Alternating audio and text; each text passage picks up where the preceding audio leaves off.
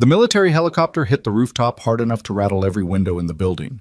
Two soldiers in full tactical gear were already sprinting toward the trauma bay before the rotors stopped spinning, and between them, strapped to a stretcher and losing blood at a rate that left a dark trail across the floor, was a man whose face the hospital administrator recognized from a classified briefing she'd attended 6 months ago and never spoke about again.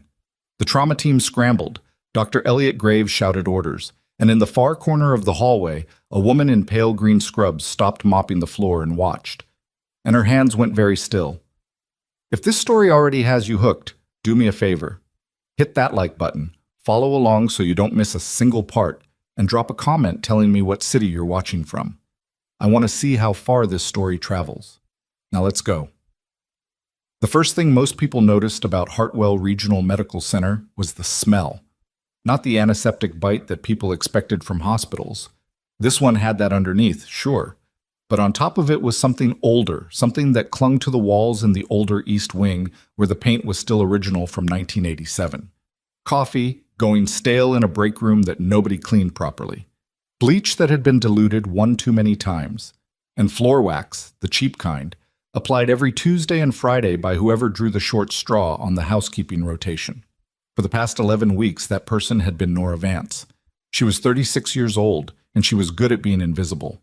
Not in a tragic way, at least she hadn't framed it that way when she took the job. She'd framed it as practical. She needed income while her father's medical bills accumulated in a manila folder on her kitchen counter. She needed a schedule that kept her hands busy and her mind occupied with something small and manageable. She needed, more than anything, to be somewhere that did not require her to explain who she used to be. So she mopped floors. She came in at 6 in the morning before most of the day shift arrived. She knew which hallways got the most foot traffic by 7 a.m. and planned her route accordingly. She knew which nurses took their breaks at which times, and she worked around them without being asked. She knew the supply closet on the 3rd floor had a broken latch, and that if you didn't lift the door slightly when you pulled, it would stick, and you'd spend 10 minutes fighting with it. Small things, manageable things. What she didn't do was talk to doctors unless she had to, and she especially didn't talk to Dr. Elliot Graves. Graves ran the trauma department at Hartwell, the way some men ran small countries, with the absolute certainty that everyone around him existed primarily to make his decisions look good. He was 44, broad-shouldered, and had the kind of face that photographed well for the hospital's annual report. He had been featured in the Regional Medical Journal twice in 3 years. He drove a car that cost more than Nora made in a year. He was, by almost every metric the hospital valued, exceptional. He also had a habit of making the people around him feel like furniture. Nora had first crossed his radar 3 weeks into the job when she was cleaning the corridor outside Trauma Bay 2 and he came through the double doors at speed, clipping the edge of her mop bucket and sending gray water spreading across 40 square feet of freshly cleaned linoleum. He didn't stop. He didn't look back. He just kept walking and said over his shoulder, "Clean that up before someone slips," as though she might have been planning to leave it there. She cleaned it up. She didn't say anything. The second time was worse. She'd been in the break room, the staff one, not the one she was technically supposed to use, but the water pressure in the housekeeping lounge was broken and nobody had fixed it in 2 months. Filling a cup from the tap when Graves walked in with another surgeon she didn't recognize. He'd stopped, looked at her, and then looked at the other doctor and said, "I keep telling administration we need a separate space for support staff. You can't have this kind of mixing." He'd said it like she wasn't standing right there, like she was a scheduling conflict, not a person. She'd taken her cup of water and left. She told herself she didn't care. She had practice at that particular lie. The nursing staff was different, most of them, anyway.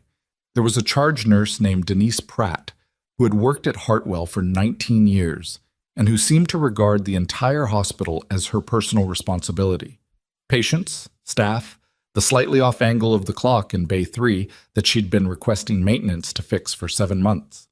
Denise had introduced herself to Nora on the second day and asked her actual name, which not everyone bothered to do. They developed a kind of quiet working relationship built on mutual recognition that the hospital ran on invisible labor, and that most of the people doing it went unacknowledged.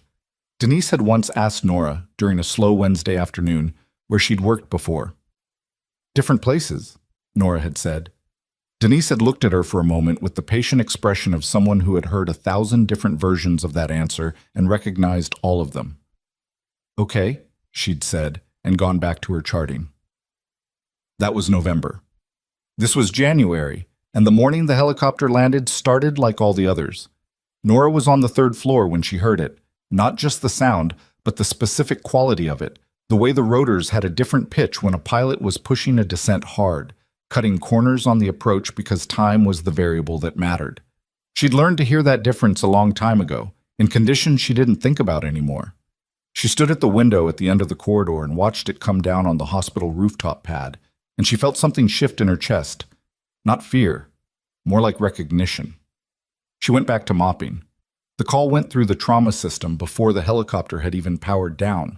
A multi-trauma patient, blunt force and blast injury, likely hemorrhagic shock, vitals dropping on transport. Priority activation. She heard it through the overhead.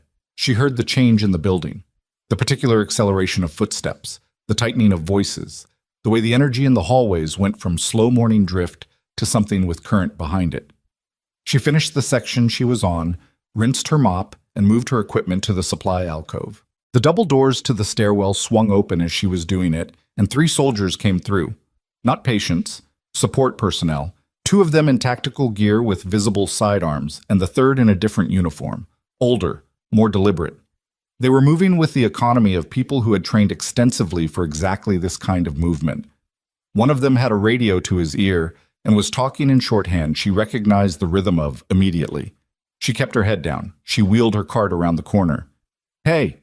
One of them had stopped. She looked up. It was the youngest of the 3, maybe 25, with close-cropped hair and the kind of alertness in his eyes that only came from sustained vigilance. "Which way to trauma?" "Down 1 floor, east corridor," she said. "Elevators faster. The stairs will add 30 seconds. He nodded, and they were gone. She waited for her heartbeat to settle before she moved. Itam. The patient's name, as she pieced together from corridor talk over the next 2 hours, was Commander Reeve Carolan. She didn't know who he was exactly, not at first, but the presence of soldiers on the floor and the locked-down section of the trauma unit told her enough. He was military, he was significant, and whatever had happened to him had happened fast and violently. Graves was lead surgeon. She knew that the moment she heard him in the corridor, voice carrying the way it always did when he wanted it to, giving orders with that particular tone he had that sounded like certainty, even when, especially when, he was performing certainty rather than feeling it. She shouldn't have been down there. Her assignment was the 3rd floor, and there was no legitimate reason for her cart to be parked at the end of the 2nd floor east wing at 8:30 in the morning. But there was a spill near the elevator bank. Someone had knocked over a coffee cup, real hazard, required attention. And so she was there, close enough to hear the voices coming through the trauma bay door every time it opened. What she heard made her stop moving. The patient's pressure had stabilized initially, then dropped again. Graves was ordering another unit of packed red cells and was working from the assumption that the primary bleed had been controlled. His tone was confident. The team was moving with him. She stood with her mop in her hands and listened to the cadence of what was being described. The mechanism of injury, the vitals pattern, the initial imaging findings that someone was reading from a tablet outside the door. And a very different picture assembled itself in her head. One that didn't align with what Graves was working toward. She knew that pattern. She knew it the way you know a tune you've heard in circumstances you can't forget. The pressure drop that came back after stabilization. The particular sequence. The kind of injury you missed on initial scan when the bleeding was internal and shifting. And when you missed it, the window closed fast. She thought about the supply closet on this floor with the broken latch. She thought about her father's manila folder on the kitchen counter. She thought about 11 weeks of keeping her head down and her mouth shut and not being furniture, but choosing to behave like it. Then she thought about the soldier on the helicopter. She set her mop against the wall and walked to the trauma bay door. The nurse who came out nearly ran into her. Young, maybe 28, name badge read Flores L. She was moving fast and her expression was tight. "I need Dr. Graves," Nora said. Flores blinked. "What?" "I need to speak with Dr. Graves right now." Flores looked at her scrubs, the pale green of housekeeping, not clinical staff. and something uncertain moved across her face. "Ma'am, this is an active trauma. You can't—" "I know what it is," Nora said. "Tell him the cleaner outside needs 30 seconds. Tell him exactly that." "I'm not going to—" 30 seconds. She held Floris's gaze. "If I'm wrong, he throws me out and nothing changes. If I'm right, the window on this patient is about 6 minutes." Something in her voice, or her eyes, or the way she was standing, something made Floris pause. She went back inside. Nora waited. She counted. 24 seconds later, the door opened and Graves came out. He looked at her the way he always looked at her, the brief, dismissive flicker that cataloged her as below the level of his attention. And then he said, "Make it fast." "The mechanism and vitals pattern you're describing," she said, "is consistent with a delayed splenic rupture. The initial scan may not have captured it if there was traction on the capsule and then release during transport. You'll see the pressure drop recur and accelerate within the next 5 to 7 minutes." He stared at her. "Who are you?" he said. "I cleaned the floors on 3, she said. "But I'm telling you what I know." Something shifted in his expression. Not consideration, more like the specific irritation of a man who has been interrupted by someone he considers unqualified to interrupt him. "You're a housekeeper." "Yes." "And you're telling me my diagnosis." "I'm telling you to check for a secondary bleed before the pressure drops again." He looked at her for another moment, and she could see the calculation happening. The weight of his own certainty against the small, inconvenient fact that she was calm and specific and not asking him to believe her on faith, just to check. She could also see that his ego was performing load-bearing work in that calculation, and that it was winning. "Get back to your floor," he said. He went back inside. She stood in the corridor and counted seconds. At 4 minutes and 40 seconds, she heard the monitor alarm through the door. At 4 minutes and 52 seconds, she heard Graves's voice change register. At 5 minutes and 11 seconds, the door banged open and 2 nurses came out moving fast, and one of them was Flores, and she looked at Nora as she passed, and there was something on her face that was not quite accusation and not quite apology, but lived in the space between them. Nora picked up her mop. "The patient didn't die." She found that out from Denise at lunch, delivered in the flat informational tone Denise used when she was telling you something that had layers she didn't want to unpack in a break room. "They caught it," Denise said. "Splenic rupture, delayed presentation. They got him to the OR in time." "Good," Nora said. Denise looked at her. "Flores told me you flagged it." "I mentioned a possibility." "You mentioned it, and Graves told you to go back to your floor." "That's accurate." Denise put down her coffee cup with the deliberate care of someone making a decision. "Nora, who were you before?" The break room was quiet. Someone had left a half-eaten granola bar on the counter. The clock on the wall had a second hand that stuttered every 8 seconds and then caught up. "I was a lot of things," Nora said. "Right now I'm someone who needs to get back to work." She left before Denise could ask anything else. The afternoon was unremarkable. She finished the 3rd floor. She started on the 2nd. She avoided the East Wing. What she didn't avoid, because she didn't know about it until it happened, was the moment at 3:15 when Dr. Graves walked out of the elevator with the hospital's chief of patient services, a man named Director Harlan Cross, and stopped directly in front of her cart. She moved it out of the way. "That's her," Graves said. She looked up. Cross was mid-50s, administrative in the way that meant he'd been in management so long he'd forgotten he'd once had opinions. He looked at her with the specific expression of someone doing an unpleasant task efficiently. "Ms. Vance," he said, "I'm going to need to speak with you about an incident this morning."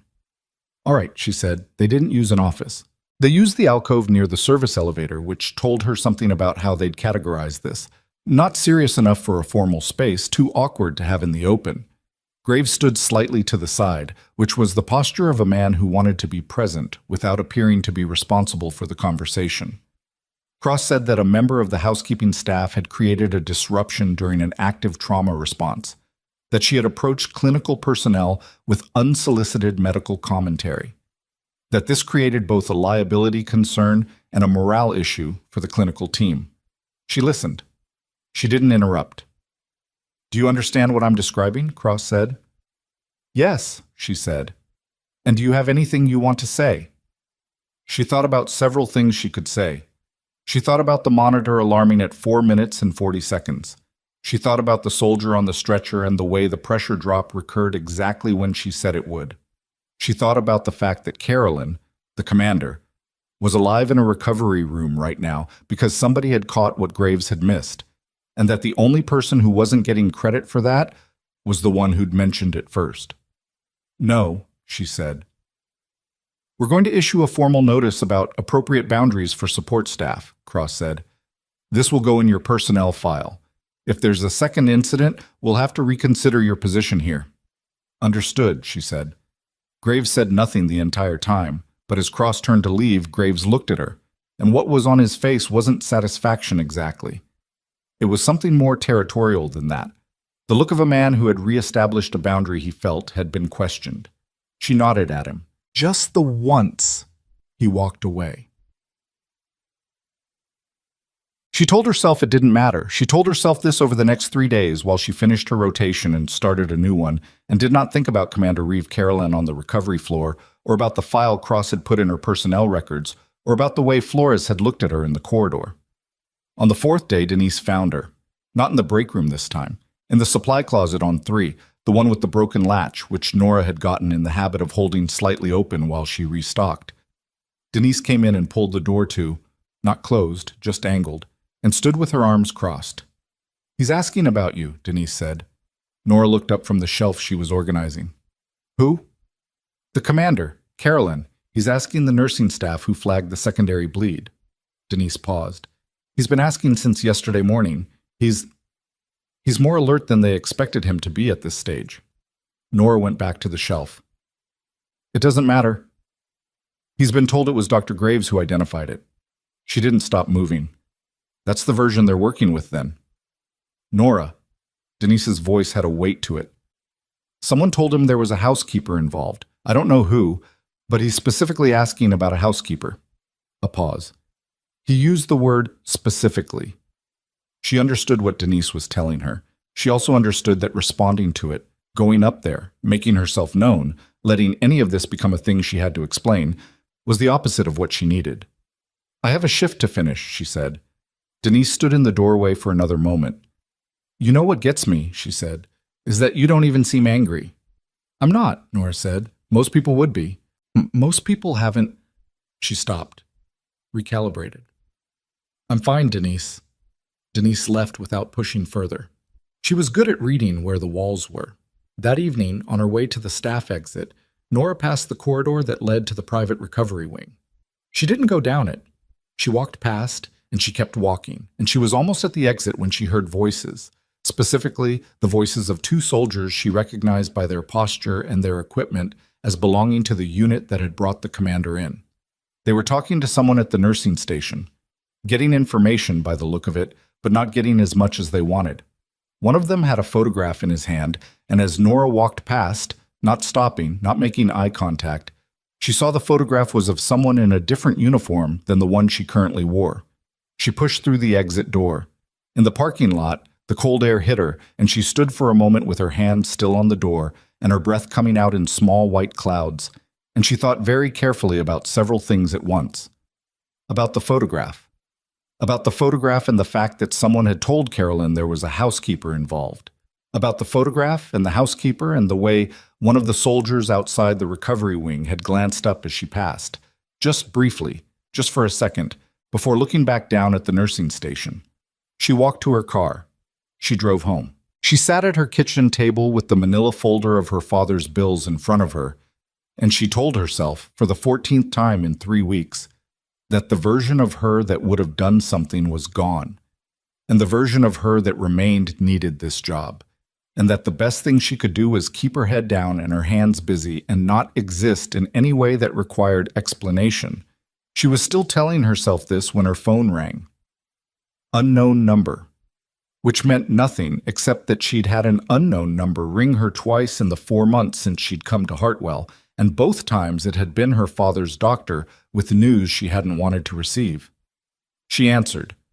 The voice on the other end was male, disciplined, with the cadence of someone who chose words the way you chose equipment, for function and reliability.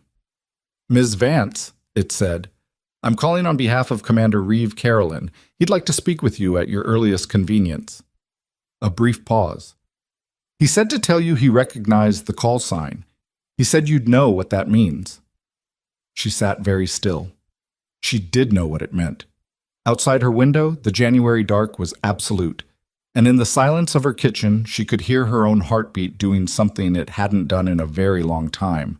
Not quite fear, not quite anticipation, the specific, unwilling aliveness of someone who has been careful for too long and has just been found anyway. "Tell him," she said slowly, "that I'll come in the morning." She set the phone down on the table.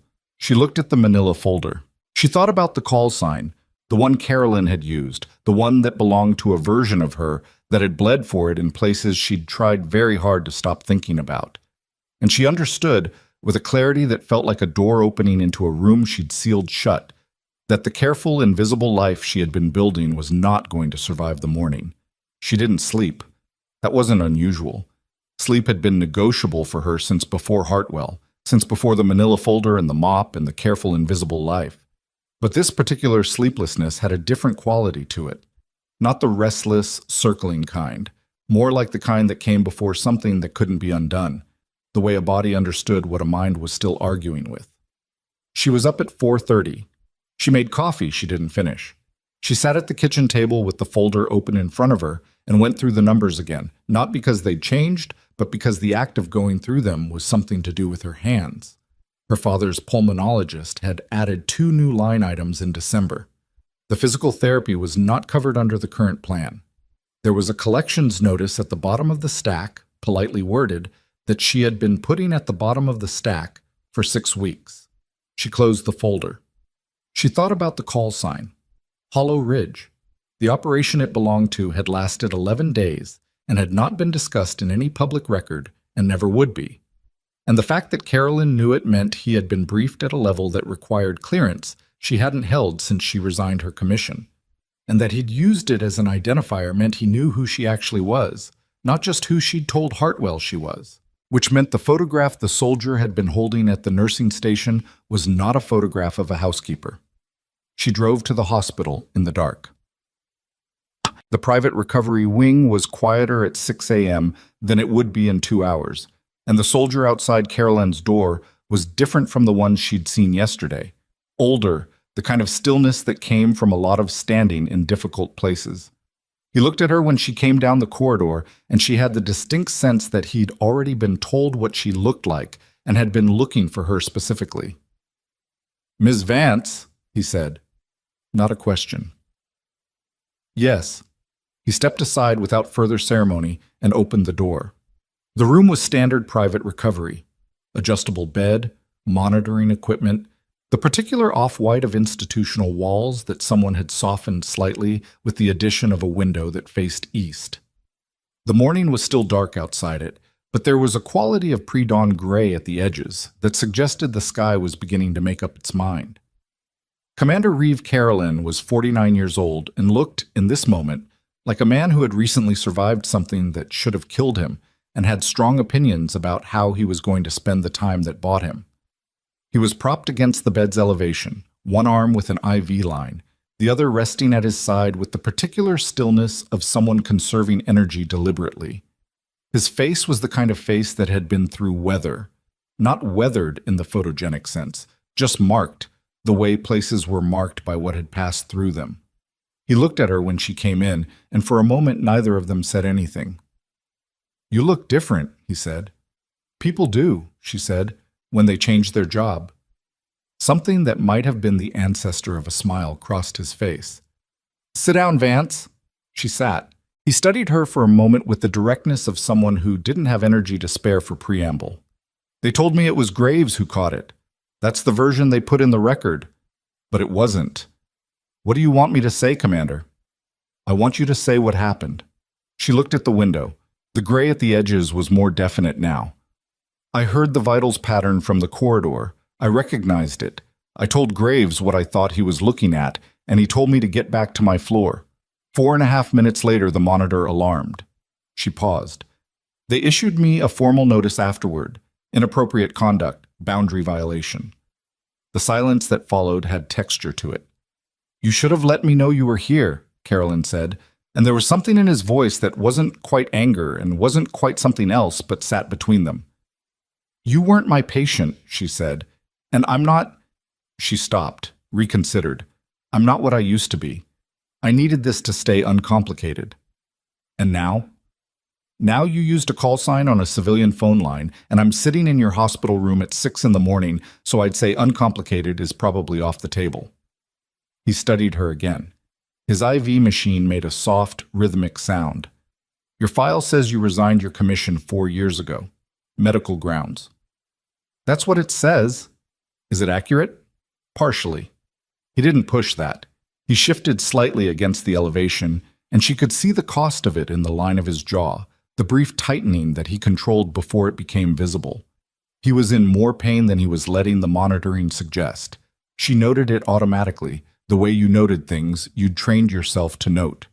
They're going to come for you, he said. Not today. But Graves knows what actually happened.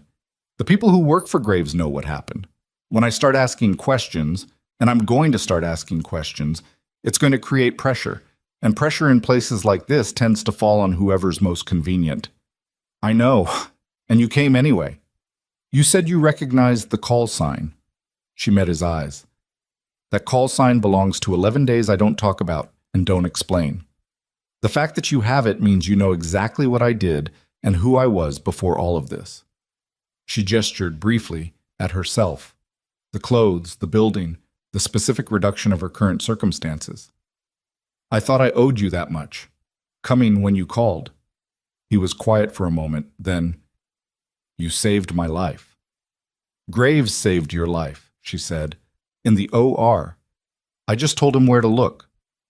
You know that's not how it works? It's how I need it to work right now. He looked at her for a long moment, and she could see him measuring something, not doubting her, but calculating, the way people with his kind of experience calculated. All right, he said finally. For now. He settled back slightly. I want to know who issued you that formal notice. Director Cross, Harlan Cross, Chief of Patient Services. And Graves was present. He initiated it. Cross delivered it. Carolan's expression didn't change, but something behind it did, in the small, deliberate way of a man who had just added 2 names to a list he was keeping internally. Go finish your shift, he said. Don't change your routine. Don't give them a reason. She stood. What are you going to do? Recover, he said, slowly. He looked at the window. The sky had crossed the line from gray to something with actual color in it now. And then I'm going to make some calls. She went back to her cart on 3, and she finished her shift, and she did not change her routine, and she gave them no reason. What she couldn't control was the rumor. It moved through the hospital the way things move through hospitals, not through official channels, not with any verifiable source, but present everywhere suddenly, the way a smell was present before you could identify where it was coming from. The content of the rumor varied by department. In the nursing stations, it was specific. The housekeeper on 3 had flagged Carolan's secondary bleed before Graves caught it. In the administrative corridor, it was vaguer. There had been an incident with housekeeping staff during the trauma response. In the surgical lounge, it had transformed entirely.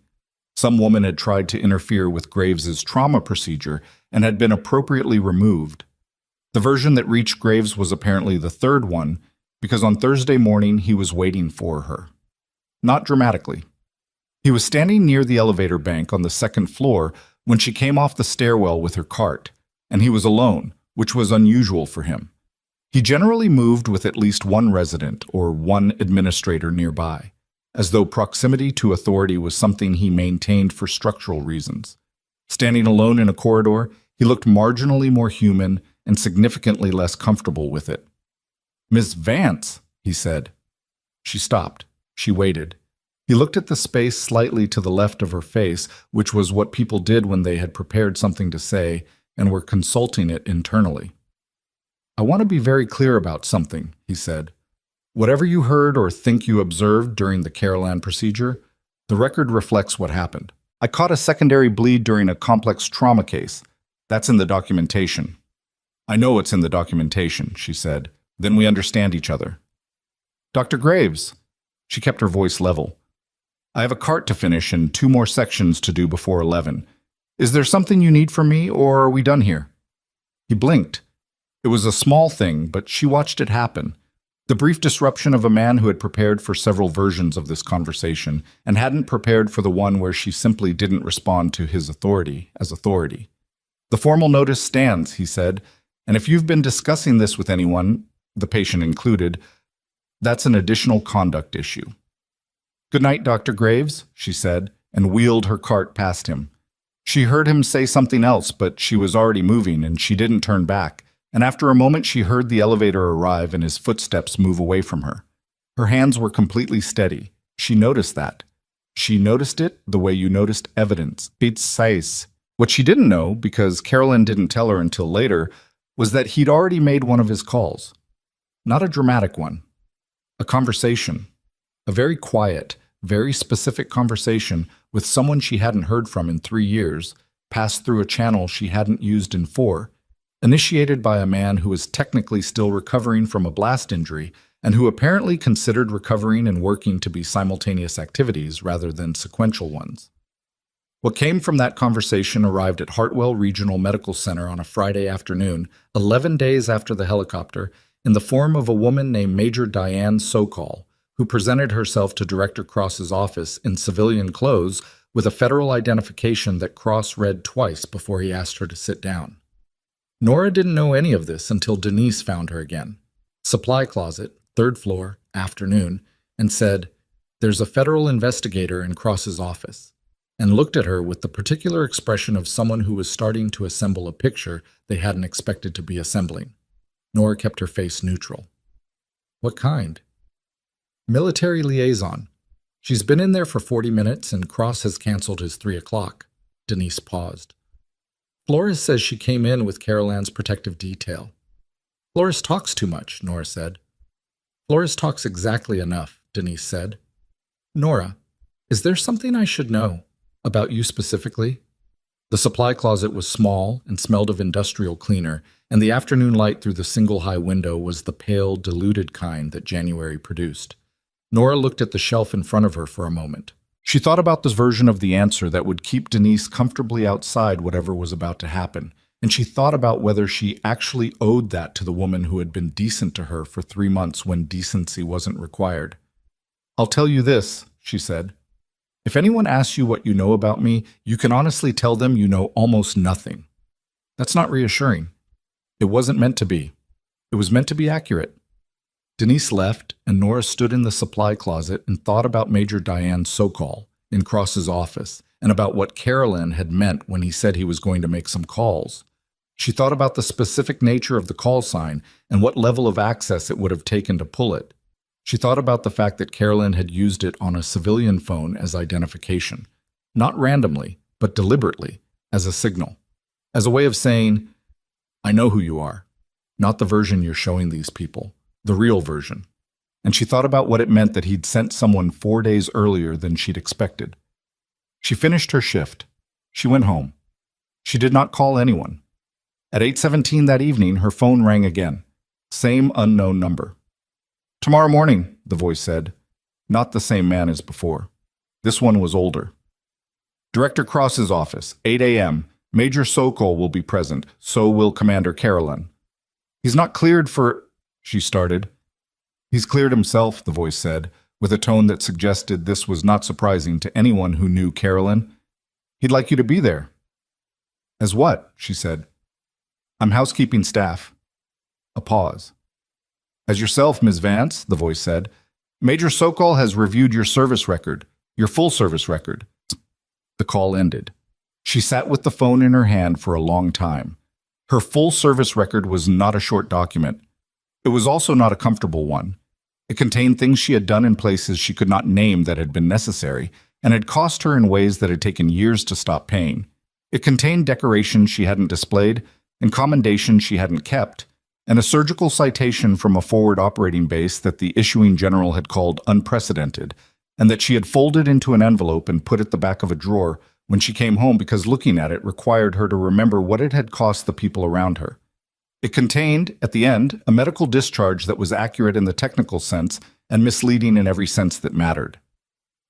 Major Diane Sokol had reviewed all of it. She was in Cross's office at 7:58 the next morning, still in her work clothes because changing would have felt like armor, and she'd decided she was done performing smallness. Cross was already there, and he looked like a man who had not slept well and had been doing the particular mental arithmetic of someone calculating institutional exposure. Sokol was there. 40s, precise posture, the kind of face that gave nothing away as a professional habit rather than a personal one.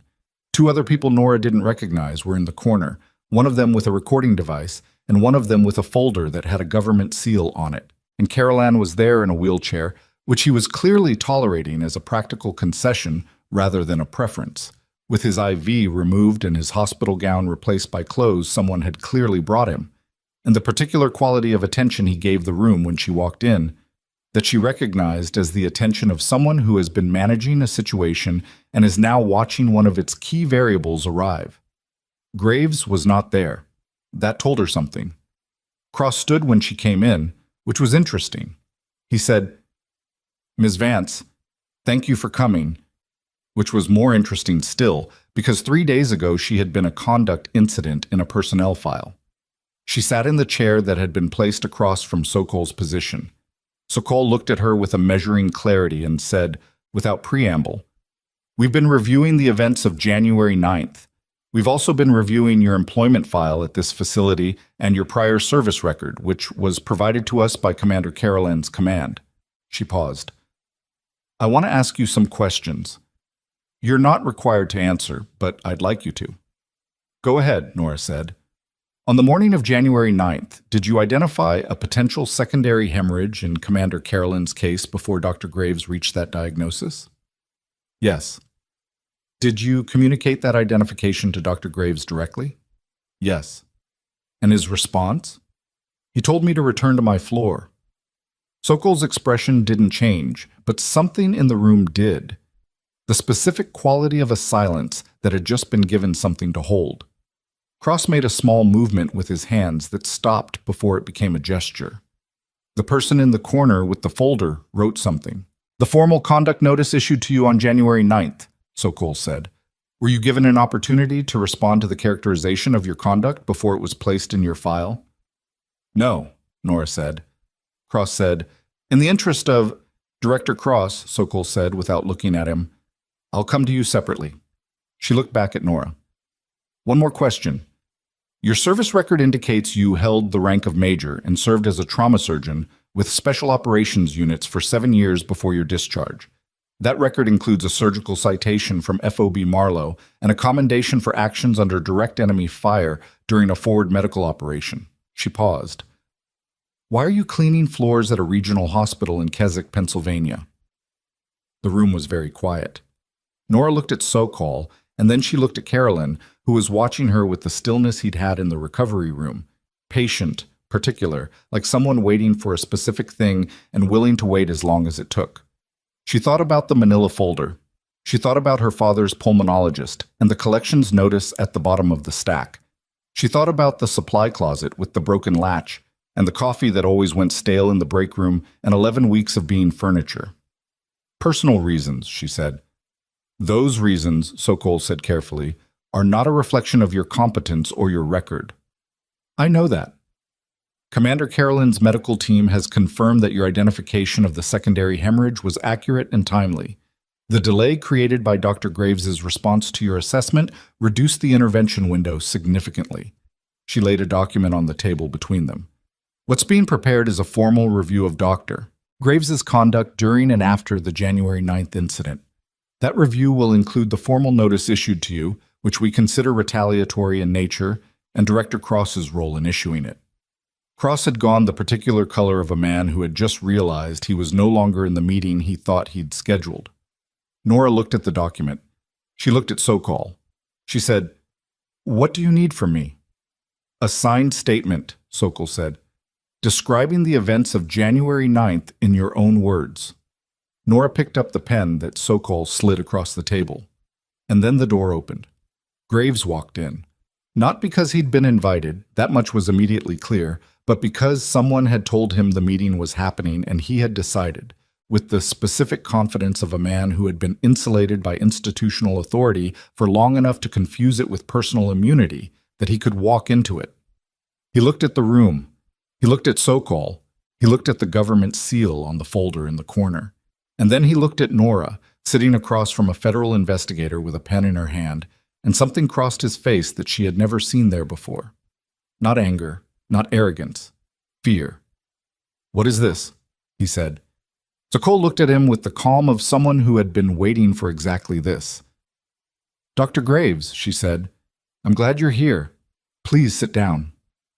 Graves looked at Carolan, and Carolan looked back at him with an expression that was entirely without heat, which was somehow worse than anger would have been, and said quietly, "Sit down, doctor." Graves sat down, and Nora, pen in hand, began to write. She wrote for 22 minutes. Not fast. She wasn't someone who rushed paperwork, not even now, not even with Graves sitting 6 feet away in a chair that had suddenly become very small. She wrote with the same care she'd applied to surgical notes in the field, which was the care of someone who understood that the words you put in a record were the only version of events that survived when memory got complicated. She wrote what she'd heard through the trauma bay door. She wrote what she'd said to Graves and what Graves had said back. She wrote the exact time she'd heard the monitor alarm and the names of the nurses she'd seen come through the door. She wrote about the formal notice and the alcove near the service elevator and the specific words Cross had used. She did not editorialize. She did not explain how it had made her feel. She wrote facts in sequence and signed her name at the bottom and slid the document back across the table to Sokol. Sokol read it without expression. Then she set it aside, face down. "Dr. Graves," she said, "I'd like to hear your account of January 9th. What followed was not comfortable to watch. Graves was not a man who had ever needed to account for himself to someone who had more institutional authority than he did. At Hartwell, in his particular ecosystem, he occupied the top of whatever hierarchy mattered. Sokol occupied a different hierarchy entirely, and she wore that difference with the easy confidence of someone who didn't need to assert it because it was simply true. She asked her questions in a flat, sequential way that left no space for the kind of reframing Graves was accustomed to. When he said he'd identified the secondary hemorrhage independently, she asked him at what point during the procedure. When he gave an answer, she asked which imaging finding had indicated it. When he described the imaging, she set a timestamp from the OR record on the table that didn't match what he'd just said, and she waited. Graves looked at the timestamp. He said, "There may be some discrepancy in how the time was recorded." Sokol said, "The timestamp is from your facility's automated system." She slid it back across. "Take another look." Cross to his right had developed the posture of a man trying to take up less space. He'd said almost nothing since Graves walked in. He'd made one attempt to redirect the conversation toward the hospital's patient safety protocols, and Sokol had listened to about 40 seconds of it before saying, "That's helpful context, Director, but I'd like to return to the specific events of January 9th, and Cross had not tried again. Nora watched Graves' face while he looked at the timestamp. She watched the thing that happened to it. The slow, particular process of a man who had spent years operating in an environment where his version of events was the official version, encountering for the first time a room where that was no longer the case. It wasn't pleasant to watch. It was, however, clarifying. "I'd like to consult with the hospital's legal counsel," Graves said finally. "That's your right," Sokol said. "This interview is paused as of..." She checked her watch. 9:14 a.m. She looked at Nora. "Ms. Vance, you're free to go. We'll be in contact." Nora stood. She looked at Carolan, who was watching Graves with the same expression he'd had before. No heat, no satisfaction, just a particular quality of attention that was more unsettling than either. He glanced at her and gave a brief nod. She left. In the corridor, the morning had fully arrived. The day shift was in motion, carts and footsteps, and the low-frequency hum of a building at work. She stood at the elevator bank for a moment and breathed. And she thought about the fact that she had just put her name on a document that would be reviewed by people with the authority to take Graves apart professionally, and that she had done it in front of Graves himself, and that none of it, not one word of it, had been a lie. She thought about how that felt. It felt like something that had been held at a particular tension for a very long time had been released by exactly one notch. One notch. Not resolution, not vindication, just the small, specific relief of having told the truth out loud and in writing, in a room where it mattered. She went upstairs and got her cart. The next 4 days were strange in the way that the period before a structural change was always strange. The building looked the same, the routines were the same, but the air had a different quality, the kind that animals reportedly felt before weather events. People were watching each other differently. Nurses who had never made eye contact with her in 11 weeks were suddenly making it. A resident she'd never spoken to held the elevator door and asked how she was doing in the overly deliberate way of someone who had recently been told something and wasn't sure what to do with it. Graves had not come back to the trauma department. That was the piece of information that moved through the hospital faster than anything else, because Graves had never voluntarily been absent from his department, and the word suspension pending review reached the nursing stations by Wednesday morning and the surgical lounge by Wednesday afternoon. Nora heard it from Denise, who delivered it without comment and then stood there in the way that meant she had a comment she was choosing not to make. "You can say it," Nora said. "I don't have anything to say," Denise said. "I'm just standing here noticing that the last 2 times I found you in this supply closet, the hospital got significantly more interesting." "That's correlation, not causation." "Is it?" Denise said and left. What Nora didn't tell Denise, because she hadn't fully processed it herself yet, was that Sokol had called her the previous evening with an update that had shifted the shape of the situation considerably. The federal review had expanded. It was no longer limited to the events of January 9th. The medical examiner attached to Sokol's team had pulled Graves's documentation on 3 previous trauma cases that had been flagged in a prior internal audit, an audit that had been filed and then quietly deprioritized. The cases had outcomes that, read individually, could be explained. Read together, in sequence, they described a pattern of documentation that adjusted itself after the fact. Sokol had said, in her specific flat way, "It's possible that Dr. Graves has been protecting his record at the expense of accuracy for some time. The January 9th incident may have been the first time a witness with your level of clinical knowledge was present to observe the gap in real time." Nora had sat with that for a while after the call. She had not taken the job at Hartwell because she had known she would see something. She had taken it because she needed income and proximity to her father's care network and something that required her hands and not her head. She had not come looking for Graves. She had not come looking for any of it, but she had heard a vitals pattern through a door, and she had known what it meant, and she had not been able to make herself walk away. That part wasn't complicated. That part was just what she was. On Thursday, Carolan was moved from the recovery wing. She found out because the soldier who'd been stationed outside his door was gone, and because Denise mentioned it with the brevity of someone reporting a fact rather than the weight of someone reporting a change. He'd been transferred to a military medical facility better equipped for his rehabilitation. He'd left in the early morning. He'd left her a note. She found it on the break room table when she came in for her shift. Not in an envelope, not hidden, just folded once with her name on the outside in handwriting that was economical and clear. The way everything about him was economical and clear. She read it in the break room with the morning light coming through the window and the coffee machine cycling through its first pot. "Vance, Sokol has what she needs. This will take time. Don't disappear.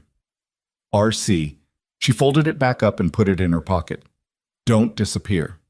2 words that were doing significant work.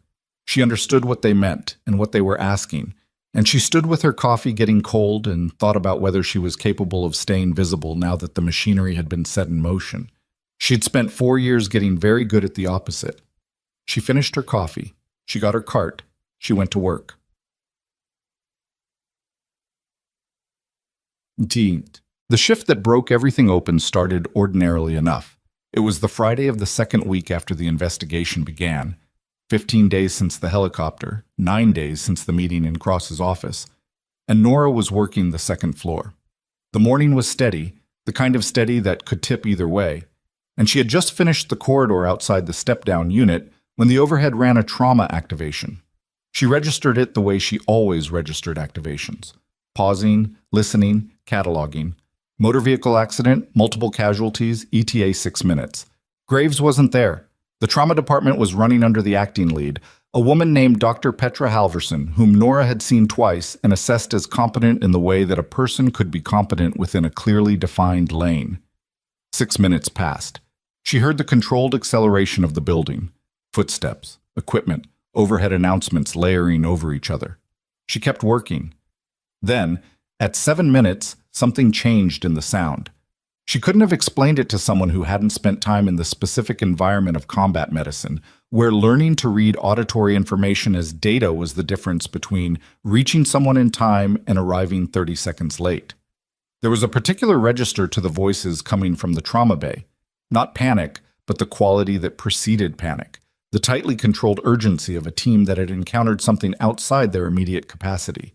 She moved her cart to the alcove and went to the second-floor nursing station. The charge nurse there, Ramos, whom she knew by sight, was already on the phone, and from the side of the conversation she could hear dispatch had sent 2 critical patients simultaneously. One had been handled. The other was presenting with what sounded, from Ramos's clipped description, like a crush injury with vascular compromise to the lower left extremity. She looked at the trauma bay door. She thought about the formal notice in her file.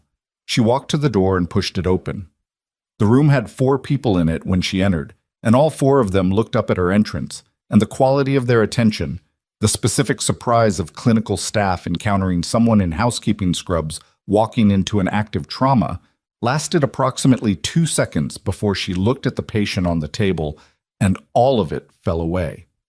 The man was 50, maybe 55, construction worker from the look of the clothing they'd partially cut away, and his left leg had been subjected to the specific violence of being trapped between 2 masses of significant weight.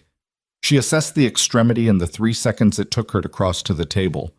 The skin color, the capillary refill she could see was wrong from across the room. The distal pulse she was already reaching to check before anyone stopped her. "Who are you?" someone said. "No distal pulse," she said. "Compartment syndrome developing, left lower leg. What's the pressure read?" "You can't be in here. What is the pressure read?" she said again, and her voice had changed in a way she was aware of but not managing actively. It had shifted into the register she'd used in forward operating bases, the register that cut through noise because it had been calibrated to cut through noise, and the resident across the table from her answered automatically before she finished the sentence. 43, but it's trending. It's trending up, she said. You have a window for fasciotomy before this closes. Where's your attending? Dr. Halverson is on the first case. We've paged. How long ago? 4 minutes. She looked at the patient. He was conscious, barely, and his face had the particular gray-white quality of someone whose body was making emergency decisions about resource allocation. She could see the way his jaw was set. Not bravado, just the specific grim endurance of someone in serious pain who was trying not to make it harder for the people around him. Stay with me, she told him. Not a question, not a command, just the thing you said to keep someone tethered to the present when the present was very difficult. His eyes found her. Hurts, he said. I know, she said. We're working on it. She looked at the resident, young, 28 maybe, with the kind of technical competence that hadn't yet accumulated the specific experience that told you when a decision couldn't wait. You need to contact Halverson directly, not through the page system, she said. Tell her exactly this, like compartment pressure 43 and climbing, no distal pulse, this needs operative intervention in the next 18 minutes, or you're looking at irreversible ischemia. She held his gaze. Can you remember those numbers? Yes, but go. I'll stay with him. The resident went. She was aware that the other staff in the room were watching her, and she was aware that the situation she was in had a formal notice in a personnel file written across the back of it, and she was aware that none of that changed what the man on the table needed in the next several minutes. She stayed. She talked to him. Not about his injury, not about the procedure, just a low and even voice describing ordinary things. She asked him his name, and he said Lloyd. She asked him what he built, and he said mostly roofing. She asked him whether he'd done flat roofs or pitched, and he said both, and there was something close to a short laugh in it, and she kept one hand on his wrist, monitoring his pulse, and the other on the table rail, and she kept talking. Halverson came through the door at minute 6. She was in her 50s, short, with the kind of efficiency of movement that came from a career spent in small surgical spaces. She looked at the patient, looked at the monitoring data, looked at Nora, and said, "Who are you?" "Nora Vance. I work housekeeping on 3. Halverson looked at her for 3 seconds. "The compartment pressure, 43 when I came in, should be current on the monitor." Halverson looked at the monitor. Her face changed in the way that faces changed when data confirmed something someone had already suspected but hoped was wrong. "We need the OR," she said, turning to the nurse behind her. "Already called up," the nurse said. Halverson looked back at Nora. "You called it." "The resident called you?" Nora said. "I just stayed with him." Halverson studied her for a moment. Not hostile, not skeptical, just the specific close attention of someone revising an assessment in real time.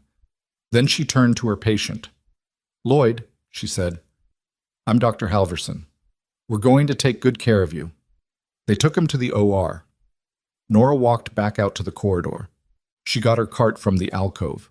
She stood with her hands on the handle and she breathed, and her hands were not as steady as they'd been outside Graves's room. They were close, but not quite, and she was aware of this the way you were aware of a load-bearing structure that was intact but had been tested. She was still standing there when she heard her name. Not from down the hall, from directly behind her. She turned. Harlan Cross was standing 6 feet away. Not alone. There was a woman she didn't recognize beside him, administrative from the way she was dressed, with a folder in her hand and the expression of someone who had been asked to be present at something she found unpleasant. Cross looked at her the way he'd looked at her in the alcove near the service elevator, the efficient expression of a man doing an unpleasant task, except that now there was something else underneath it, something he was trying to manage. "Ms. Vance," he said, "I'm going to need to speak with you." She waited. "Given the current review process and the additional incident this morning," he said, choosing his words with the care of someone composing for an audience that included whoever had sent him to do this, "the hospital is going to need to place you on administrative leave pending a full assessment of your conduct." She heard the words. She translated them accurately.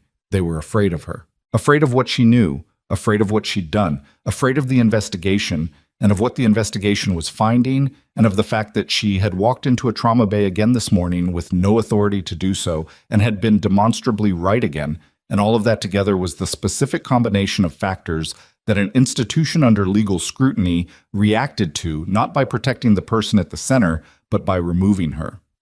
"Administrative leave," she said, "effective today. You'll receive full compensation through—" "Is this related to the federal review?" she said. Cross paused. The woman beside him opened her folder. "This is a separate institutional matter," Cross said, "related to repeated violations of—" "I want that in writing," Nora said. "The separation of this action from the federal review. In writing." Cross looked at the woman. The woman looked at her folder. "That can be arranged," Cross said. "Today," Nora said. "Ms. Vance, today, or I'm calling Major Sokol before I leave the building." She said it without heat, without anger, with the same level register that she'd used in the trauma bay. "You can have it in writing today, or we can discuss why you're taking this action during an active federal investigation in front of someone with the authority to add it to the existing review. Your choice." The woman with the folder looked at Cross. Cross's jaw moved once. "Today," he said. She handed in her cart and her access badge, and she collected her personal items, which amounted to a jacket and a phone charger she'd left in the break room. Denise found her at the locker. "I heard," Denise said. "It's temporary," Nora said. She didn't know if that was true. She said it because it needed to be said. "Where will you go?" "Home. I have a folder of my father's medical bills to deal with." She closed the locker. "And I need to make a call." She called Sokol from the parking lot. The call lasted 4 minutes. Sokol's voice, when she said they had placed Nora on administrative leave, with an active review ongoing, shifted by about 3 degrees, not into anger, but into a precision that was somehow more unnerving than anger would have been. She asked 2 specific questions, asked Nora to send the written documentation when she received it, and said, "Don't go anywhere you can't be reached." "I won't," Nora said. She drove home. She sat at her kitchen table. She put the manila folder to one side because she couldn't look at it right now. Her phone rang at 11:40 that evening. It was a number she didn't recognize, different from the ones before, and when she answered it, the voice on the other end was one she hadn't heard in 3 years. A voice she associated with a command structure she'd thought she was finished with, a rank she'd held in a life she'd thought she'd closed the door on. "Major Vance," the voice said. Every muscle in her body went still. "Colonel Hargrove," she said carefully, "I understand you've had an interesting few weeks." There was no warmth in it, but there was something, not warmth, but the quality of a senior officer calling someone they respected, which was different from calling someone they didn't. "Major Sokol briefed me this afternoon. I've reviewed your service record in full, both the official version and the supplement." The supplement. She hadn't heard that word used about her record in 4 years. The supplement contained things that the official record summarized in one sentence and left at that, because one sentence was all the official record could contain. "What do you need from me, Colonel?" she said. "Nothing tonight," Hargrove said. "Tonight I'm calling to let you know that a formal inquiry has been opened at the federal level. It covers the events at Hartwell Regional from January 9th forward. It covers Director Cross, Dr. Graves, and the prior internal audit that was filed and deprioritized." A pause. "And it covers your discharge." She stopped breathing for a moment. "My discharge was medical," she said. "Your discharge was partially medical," Hargrove said. "There are some people who believe the secondary designation was applied inappropriately. Those people now have the authority to review that question." Another pause. "You have options, Major. I want you to know that before anything else happens." She held the phone against her ear in the dark of her kitchen with the manila folder on the table in front of her and the clock on the wall making its small, steady sound. And she thought about the word options and what it meant when someone with Hargrove's rank used it. It meant that whatever she had thought was over might not be over. It meant that the door she'd closed 4 years ago was open again. It meant that the version of her she'd come to Hartwell to bury had apparently refused to stay buried, had in fact spent 3 weeks making itself impossible to ignore, and was now the subject of a federal inquiry and a colonel's personal phone call at midnight. "I'll need some time," she said. "You have until Monday," Hargrove said. The call ended. She set the phone down. Outside the window, the January night was absolute and still, and in the silence of the kitchen she could hear her own breathing and the clock and nothing else, and she sat with all of it, the investigation, the leave, the supplement, the word options, and she was still sitting with it when her phone lit up again. Not a call. A text. Unknown number. 3 words. "Check your door." She looked at the text for a moment. Then she stood, crossed to the front door, and opened it. On the doorstep, in a weatherproof envelope sealed with a government adhesive strip, was a document. She picked it up. She brought it inside. She stood at the kitchen table under the overhead light and opened it. It was a copy of her military discharge record, the official version she'd seen before. But across the bottom, stamped in red ink that was unmistakably official, were 2 words she had never seen on this document before. Under review. She stood at the kitchen table for a long time with the document in her hands. Under review. 2 words, red ink, official stamp, and somebody had brought it to her door at midnight, which meant somebody had known her home address and had decided that she needed to see this tonight, not in the morning, not through a formal channel. Tonight, at midnight, in a weatherproof envelope left on a doorstep, like a message that couldn't wait. She set the document on the table. She sat down. She thought about her discharge. The official version said medical separation, partially voluntary, conditions unspecified. That was the sentence. 1 sentence. The supplement, the word Hargrove had used, the one that lived in a classification tier above what most people could access, told a different story, or rather told the same story with more of the architecture visible. She hadn't read the supplement herself in 4 years. She hadn't needed to. She'd lived it. What she knew, sitting at her kitchen table at 12:20 in the morning, was that someone with access to her record had decided to move on it. Not in response to what had happened at Hartwell specifically. The review process didn't work that fast. This had been in motion before Carolan's helicopter landed. The helicopter had simply accelerated whatever timeline was already running underneath. She thought about Hargrove. She hadn't spoken to him since her last day in uniform. He hadn't called when she resigned, hadn't sent anything through channels, which she'd understood at the time as the specific silence of a senior officer who disagreed with the decision and had chosen not to make that disagreement official.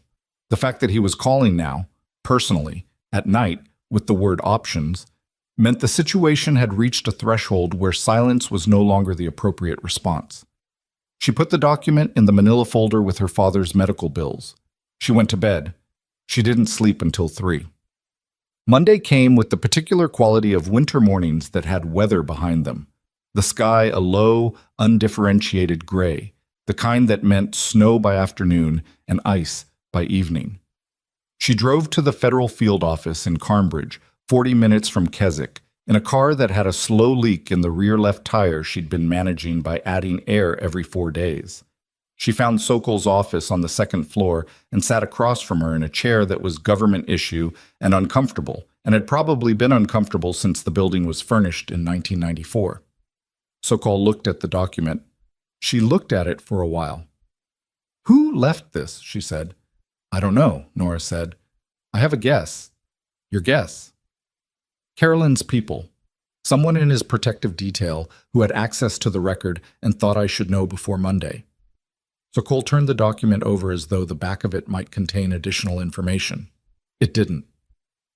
The under-review designation on a discharge record means a formal petition has been filed with the Military Corrections Board.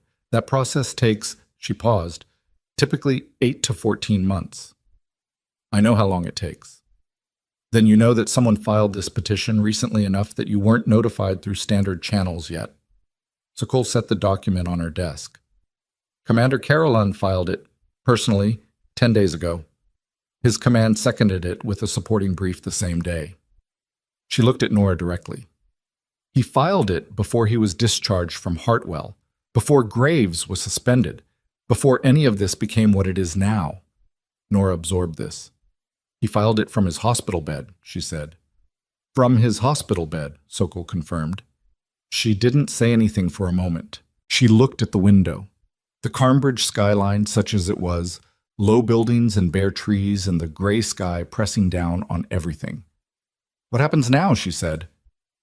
"The federal review of Hartwell is proceeding. I'll have preliminary findings to my supervisors by the end of this week." Sokol picked up a pen, set it down. "What happens at Hartwell, specifically to Dr. Graves and Director Cross, will come from those findings. What happens with your discharge is a separate process, but it's moving." She looked at Nora. "You should get a lawyer. For the Corrections Board petition, specifically.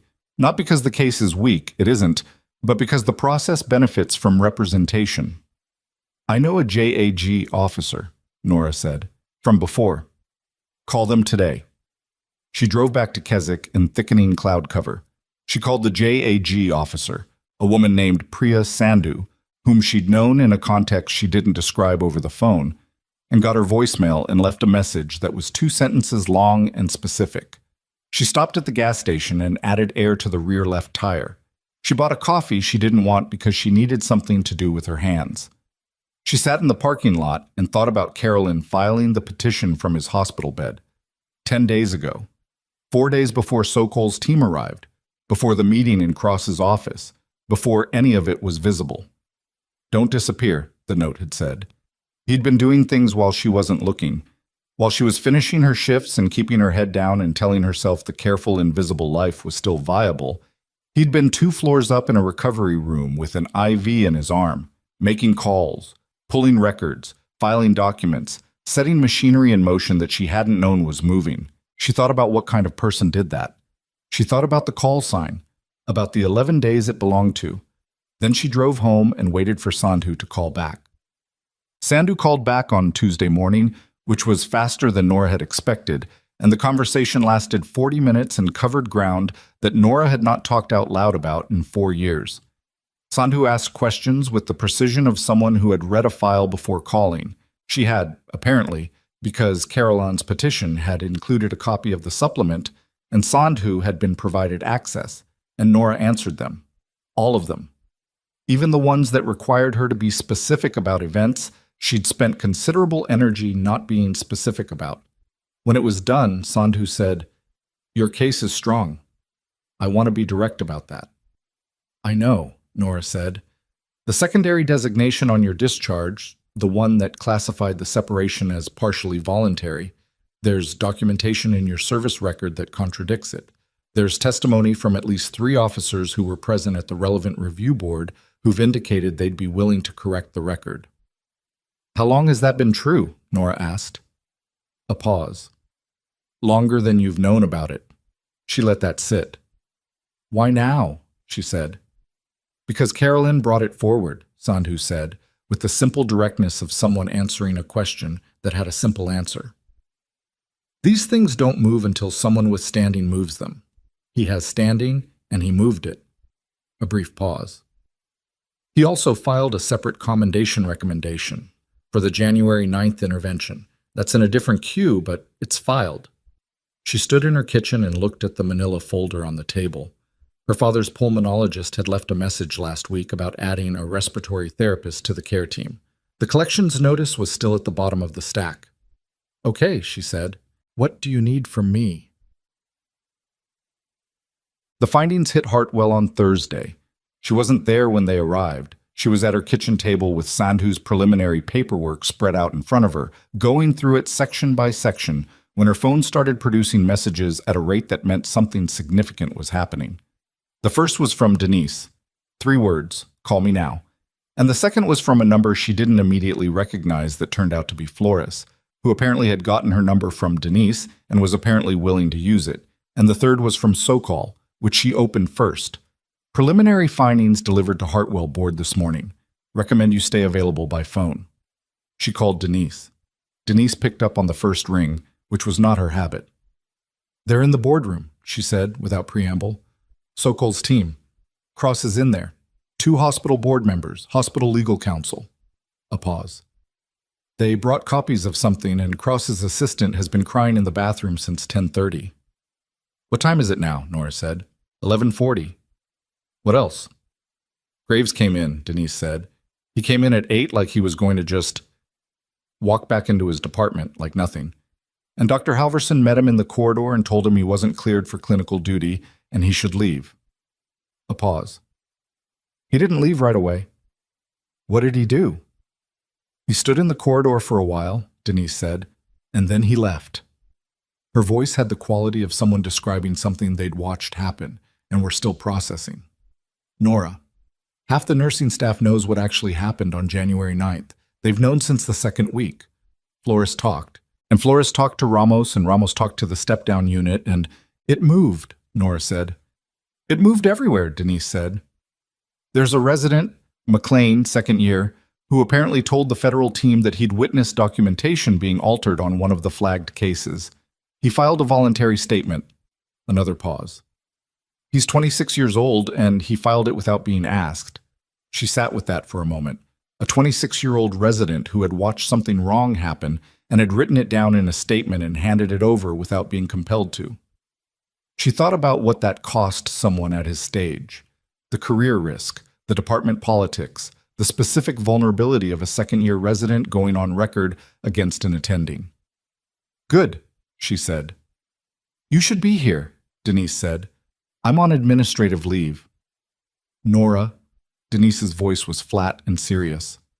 "You should be here." She drove to Hartwell. She didn't go inside. She sat in the parking lot in her car with the engine off and watched the building. She could see through the lobby glass a quality of movement that was different from the ordinary mid-morning activity. People gathering at the edges of corridors, the particular clustering of staff that happened when something significant was unfolding in an office they didn't have access to. At 12:50, the boardroom window, 3rd floor, northwest corner, visible from her parking spot if you knew which one it was, had the lights on and shadows moving behind the glass. At 1:15, the lights were still on. At 1:40, her phone rang. Sokol. The board has accepted the preliminary findings, Sokol said. Dr. Graves's privileges have been suspended indefinitely pending a formal medical board review. That review will examine the January 9th case and the 3 prior flagged cases. Director Cross has been placed on administrative suspension pending an internal investigation into the retaliatory conduct notice issued to you and his role in facilitating post-incident documentation adjustments. She listened. The hospital has also agreed to formally expunge the conduct notice from your personnel file and issue a written retraction. Sokol paused. There's one more thing. The board would like to meet with you, not as a subject of review, as a party whose account is central to the findings. A pause. Tomorrow morning, if you're available. I'm available, Nora said. 9 a.m. Bring Sandhu if she can make it. The call ended. She sat in her car for a while longer. The parking lot was ordinary. Bare trees at the edges, a maintenance truck parked crooked near the service entrance, a film of old snow on the ground that had been driven over enough times to lose any resemblance to its original form. The building looked the same as it always had. She thought about 11 weeks of mopping floors. She thought about the formal notice in the alcove near the service elevator and the way Cross had delivered it with the efficient expression of a man doing an unpleasant task, and Graves had stood slightly to the side and said nothing. She thought about the 4.5 minutes she'd stood in the corridor counting seconds while Graves made a decision that confirmed everything she'd suspected about how institutions protected the wrong people when protecting them was convenient. She didn't feel vindicated. Not exactly. What she felt was closer to the specific exhaustion that came after a sustained effort had ended. The kind of exhaustion that arrived when the thing you'd been bracing against was no longer directly in front of you, and your body realized all at once how much energy the bracing had cost. She drove home. She called her father. He answered on the 3rd ring, the way he always did. Her father had a theory about phones that held that answering on the 1st ring conveyed desperation and answering after 5 conveyed indifference, and he'd applied this theory consistently for as long as she could remember. He was 68 years old and had been living with a progressive pulmonary condition for 3 years, and had the specific equanimity of someone who had made peace with circumstances they couldn't change, and was choosing to be interested in the ones they could. "Nora," he said, "you sound like something happened." "Some things happened," she said. "Good things or bad things?" "I'm not sure yet," she said. "Maybe both." He was quiet for a moment. "Are you all right?" "I think so," she said. "I think I might need to figure out what comes next." "Well," he said in the unhurried way he had when he was choosing to say something simple rather than something complicated, "you've always been better at figuring things out than you give yourself credit for." She almost said something that would have required her to maintain her composure, and she chose not to, and instead she said, "I'll call you this weekend." "I'll be here," he said. The board meeting on Friday ran 90 minutes. Sandhu was there, composed and precise, interjecting twice when questions moved into territory that touched the pending corrections board petition. The board chair, a woman named Alderman, 70s, with the bearing of someone who had been managing institutional crises since before some of the people in the room were born, asked questions that were specific and direct and didn't waste time on the performative expressions of concern that boards sometimes deployed when they were primarily managing optics. She wanted to know what had happened on January 9th. She wanted to know the sequence. She wanted Nora to walk her through it in her own words, which Nora did, without editorial, in the same way she'd written the statement for Sokol. Alderman listened without interruption. When Nora finished, Alderman looked at the lawyer beside her and then back at Nora and said, "What you're describing is a case in which a patient nearly died not because of clinical error alone, but because the person who identified the error was categorically dismissed based on her job title." She said it evenly, without inflection, as a statement of fact, and then was formally punished for being right. "Yes," Nora said. Alderman wrote something on the paper in front of her. "That's an institutional failure," she said, "not just an individual one." She looked at Sandhu. "We'll want to discuss appropriate remediation. including the financial impact on Ms. Vance during the period of administrative leave. Sandhu nodded. One more question, Alderman said. She looked at Nora directly, with the unmediated attention of someone who had stopped performing things a long time ago and just looked at what was in front of her. If the situation on January 9th had resolved differently, if the patient hadn't survived, what do you think would have happened? The boardroom was very quiet. Dr. Graves would have written a documentation that reflected the version of events he was already constructing, Nora said. The formal notice would have served as preemptive insulation against any contradictory account from me, and the patient would have been a statistic in an outcome that was categorized as a complex trauma loss. She paused. That's what would have happened. Alderman looked at her for a moment. Thank you for your honesty, she said. The public part came a week later, which was faster than these things usually moved, and Nora later understood that the speed had something to do with the military dimension of the case. The specific combination of a federal review and a corrections board petition attached to a case involving a military officer meant that the ordinary institutional inertia that slowed these processes down had less traction than usual. The hospital issued a public statement on a Wednesday. It announced the indefinite suspension of Dr. Elliot Graves pending a formal medical board review, which would examine documentation practices across a 4-year period. It announced the administrative suspension of Director Harlan Cross, pending an internal conduct investigation. It announced the retraction of a conduct notice issued in January to a member of support staff that had been determined to be retaliatory in nature. It did not name her. That had been her request, communicated through Sandhu, and Alderman had agreed to it without discussion. But the statement existed. It was on the hospital's public communications page. It was picked up by the Regional Health News Service and by 2 local papers, and the coverage used language like documentation irregularities and retaliatory conduct and federal review, and anyone who was paying attention could read the shape of the story even without the name. She read the coverage on her phone at her kitchen table. She thought about the word retaliatory.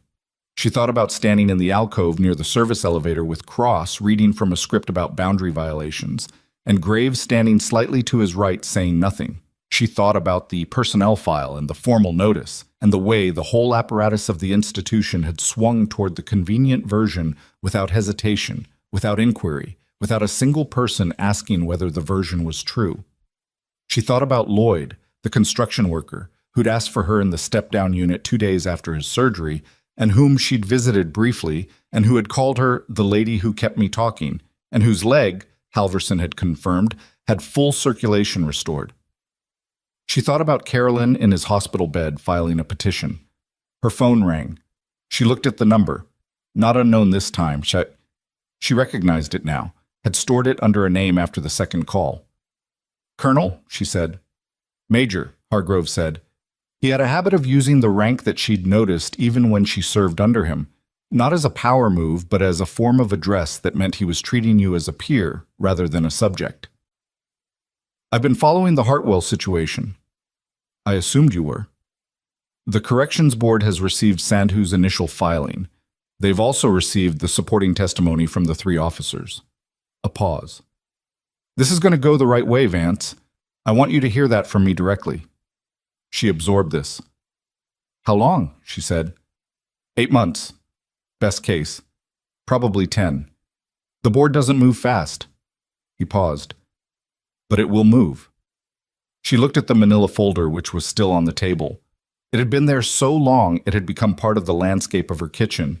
She should put it somewhere else. She should get a filing cabinet like an adult and put the folder in it. "Hargrove," she said, "why are you personally involved in this?" A silence. Not an uncomfortable one. The specific silence of a senior officer choosing how much to say. "Because I was on the review board that processed your discharge," he said, "and I signed a document I should have refused to sign." A pause. "I've thought about that for 4 years. I'm glad the opportunity to correct it exists." She didn't say anything for a moment. "Thank you," she said. It was inadequate. It was also true. "Don't thank me yet," he said. "Wait until it's done." He paused. "There's one more thing. Commander Carolan is requesting a meeting with you, in person, at the rehabilitation facility in Denmore. When you're ready..." Tell him I'll come Saturday, she said. She put the phone down. She sat at the table. Outside, the January weather had broken. Sometime in the last hour, the cloud cover had shifted and there was actual light coming through the window, the low-angle winter kind that came in flat and caught everything sideways and made ordinary things look briefly like they had structure to them. The table, the folder, the coffee cup she'd forgotten to finish. She reached for the folder. She opened it. She looked at the numbers, the pulmonologist, the respiratory therapist, the collections notice. She picked up the collections notice and looked at it for the first time without putting it back at the bottom. She picked up her phone and called the number on the letterhead. It rang twice. "This is Nora Vance," she said when someone answered. "I'm calling about an account. I'd like to make a payment arrangement." She paused.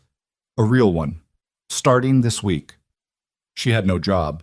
She had no income from Hartwell past the administrative leave compensation, which would run out in 3 weeks. She had a corrections board petition that would take 8 to 10 months and an uncertain outcome regardless of what Hargrove said. But the payment arrangement was something she could do right now, today, with what she had. She made it. She was still on the phone when she heard a knock at the door. Not the doorbell, just 3 knocks, specific and unhurried, the kind that belonged to someone who was not in a hurry because they'd confirmed she was home before approaching. She finished the call. She went to the door and opened it. The man standing on her porch was not one of Carolan's soldiers. He was older, mid-60s, in civilian clothes that fit the way civilian clothes fit when someone wore them occasionally rather than daily. She recognized his face after a second. Not from Hartwell, not from Carnbridge, from a photograph she'd seen years ago attached to a briefing she'd been handed in a room she couldn't name. He was holding a sealed envelope.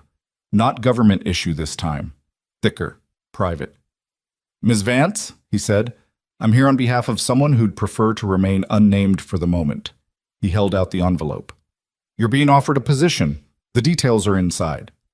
He looked at her with the direct, assessing expression of a man who had delivered things like this before and knew that the recipient needed a moment. "You don't have to decide today." She took the envelope. He nodded once and turned and walked to a car parked at the curb. Dark, unremarkable, government plates. And got in and drove away. She stood in her doorway with the envelope in her hands and the winter light coming flat and sideways across her front porch, and she looked at it. Her name was on the outside, typed, "No return address." She went back inside. She sat at the kitchen table. She set the envelope beside the manila folder. She looked at both of them for a long moment.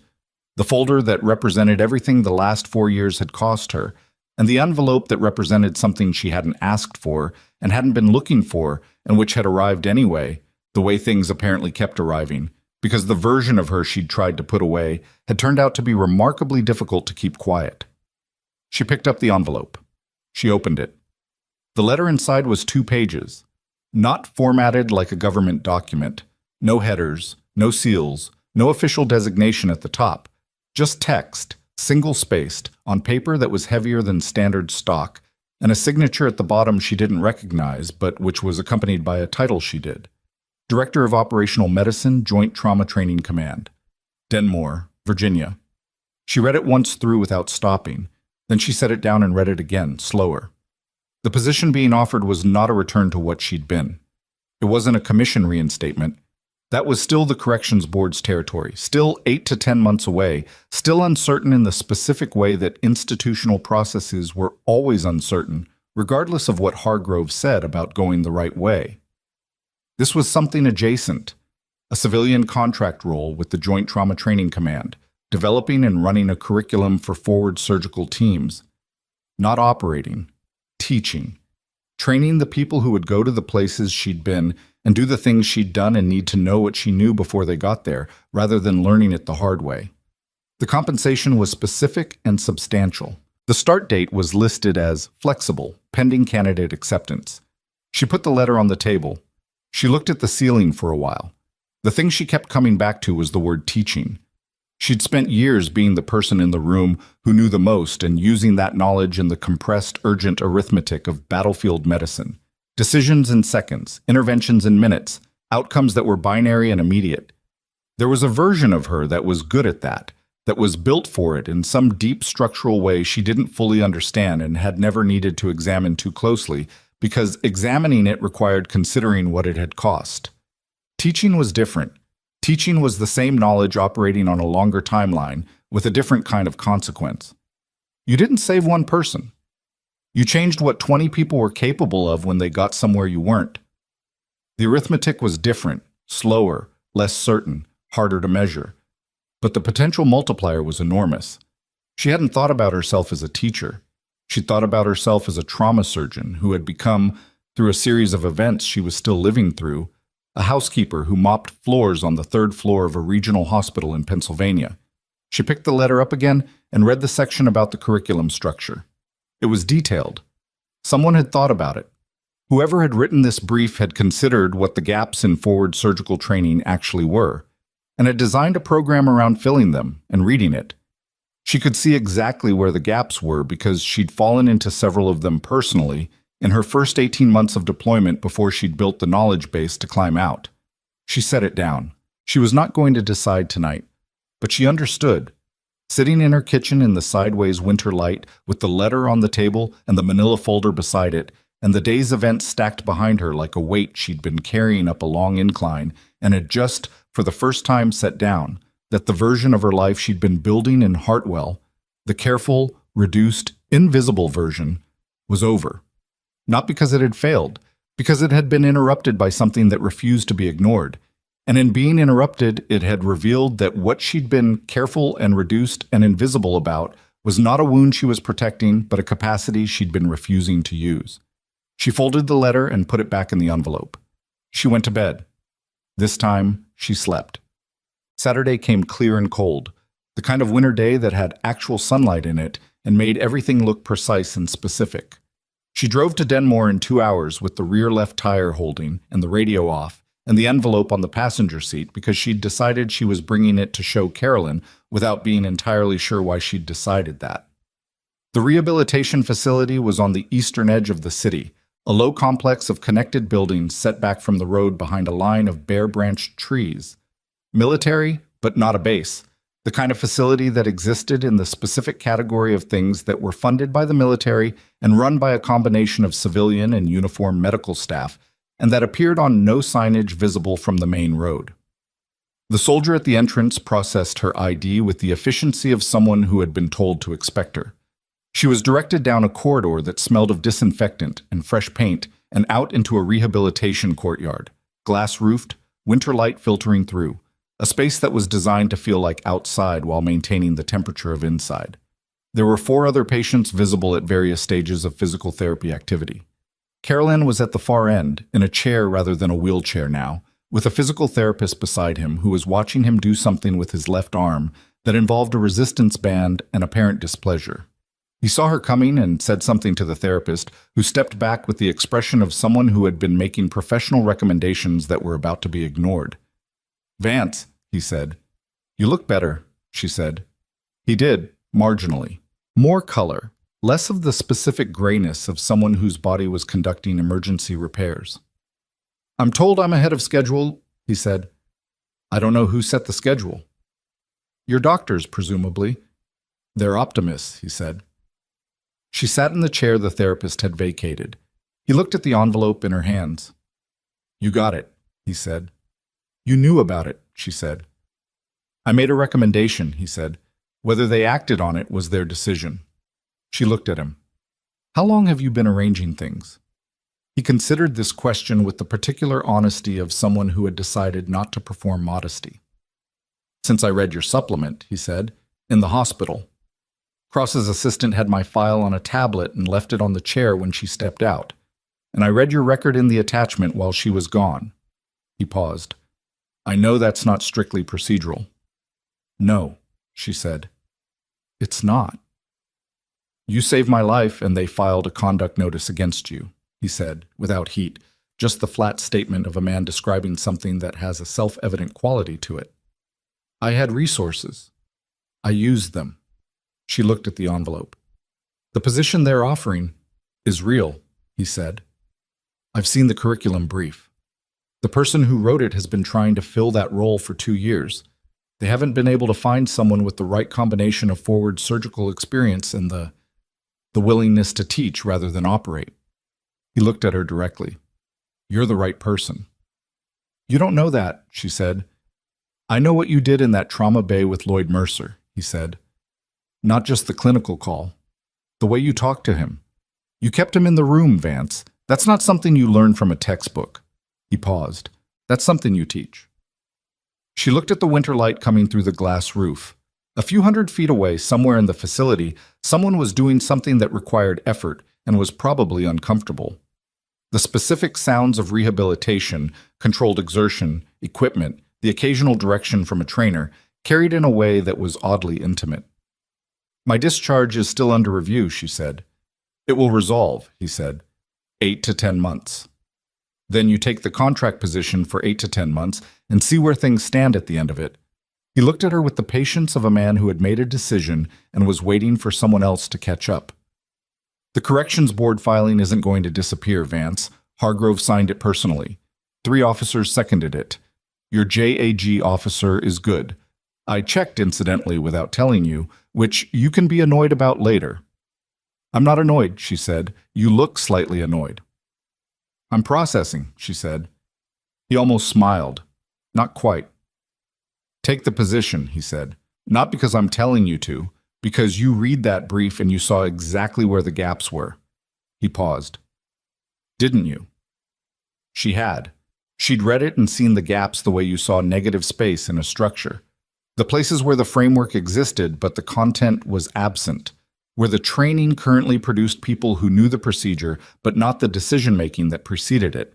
She'd seen it immediately, the way she always saw medical architecture, and she'd also, in the same moment, seen what she would do with those gaps if they were hers to fill. Yes, she said. Then you have your answer, he said. She sat with this for a moment. Outside the glass, the sky was the particular blue of winter days that were cold enough to be honest. No haze, no ambiguity, just color and light and the bare architecture of trees. My father's care, she said. The contract compensation covers it, he said. I looked. She looked at him. You looked, she said. I'm thorough, he said, without apology. She laughed. It came out shorter than she expected. Not a polished sound, just the genuine product of a moment she hadn't anticipated. And it surprised her because she hadn't laughed at anything in a while, and the sensation was slightly unfamiliar, like a muscle she'd been not using. Carolan watched this happen with an expression that was not quite a smile, but was the closest thing to warmth she'd seen from him, which, given the 3 weeks of knowing him, represented significant movement. I'll call the director Monday, she said. Good, he said. Peut-être. The medical board hearing for Graves was scheduled for the 3rd week of February, and Nora was not required to attend, but Sandhu told her she could if she wanted to, and she decided she wanted to. Not for satisfaction, or not only for that, because she was honest enough with herself to acknowledge that some portion of her wanted to be in the room when the official record was corrected, and pretending otherwise would be a form of performance. She wanted to be there because she had been the person in the corridor counting seconds, and she thought that person deserved to see the conclusion of what she'd set in motion. The hearing was held in a conference room at the Regional Medical Board offices in Carmbridge. It was not a trial, it was a review, which had a different architecture, more procedural, less adversarial in form, if not entirely in substance. Graves was there with his attorney, a man who had the practiced composure of someone very expensive. Sokol's team had submitted findings. The 3 flagged prior cases had been reviewed by independent clinicians who had produced written assessments. Resident McLean's voluntary statement was in the record. Nora sat in the observer section with Sandhu beside her. Graves looked older than he had in January. Not dramatically. A few weeks was not enough time for dramatic change, but the specific quality of his bearing had shifted. The automatic certainty she'd observed in him every time she'd been in his proximity was not gone exactly, but it had been interrupted. He looked like a man who was accustomed to being the most authoritative person in any room he entered and who had recently spent time in rooms where that was no longer the case. She watched him listen to the independent clinician's findings on the first flagged case. She watched his attorney write notes. She watched Graves's expression when the clinician described a documentation change made 48 hours post-procedure that altered the recorded sequence of events in a way that shifted clinical responsibility for a poor outcome from the surgeon to the anesthesia team. Graves did not react visibly, but his hands, folded on the table in front of him, tightened slightly. The second case was worse for him. The independent review had found 2 additional post-procedure documentation changes and a gap between the OR record and the post-operative notes that the clinician described as irreconcilable without further explanation from the attending physician of record. Graves's attorney objected to the framing. The board chair acknowledged the objection and moved forward. By the third case, something had changed in the room, not in temperature exactly, but in the specific quality of attention. The board members were writing more. The chair was asking more specific follow-up questions. The weight of cumulative documentation was doing what cumulative documentation did when it was allowed to speak for itself. Nora sat in the observer section and thought about January 9th. She thought about the 4.5 minutes. She thought about Commander Carolan on a stretcher bleeding internally while Graves performed the certainty of a man who could not afford to be wrong because his record had been constructed on never being wrong. She thought about the fact that Carolan had survived. Lloyd Mercer had survived, but the 3 cases in the record had outcomes that were not survival, and the documentation changes around them had been designed to ensure that Graves's record survived even when his patients didn't. She was not angry, sitting there. She had moved through the anger weeks ago in the quiet of her kitchen at 2 a.m. when she couldn't sleep and had finally allowed herself to name what had actually happened. She'd been angry then, specifically and cleanly, and it had been appropriate, and she'd let herself feel it because suppressing it would have meant pretending that what had been done to her was acceptable, and it had not been acceptable. But anger over extended periods required more energy than she had to give it, and she'd used that energy for other things. Sandhu's filings, Sokol's statements, the letter from Denmore she was going to respond to on Monday. What she felt in the hearing room was something quieter, not satisfaction. Satisfaction implied the outcome was what she'd wanted, and what she'd wanted was not a hearing, had never been a hearing. What she'd wanted was to mop floors on the 3rd floor and keep her father's bills from going further into collections and not be seen. The hearing existed because she'd been unable to stay invisible when it mattered. What she felt was closer to completion, the recognition that something which had been broken was being, imperfectly and slowly and with all the friction of institutional process, corrected. The board deliberated for 3 hours. When they came back, the chair read the findings in the flat sequential language of official proceedings, and the findings were these. Dr.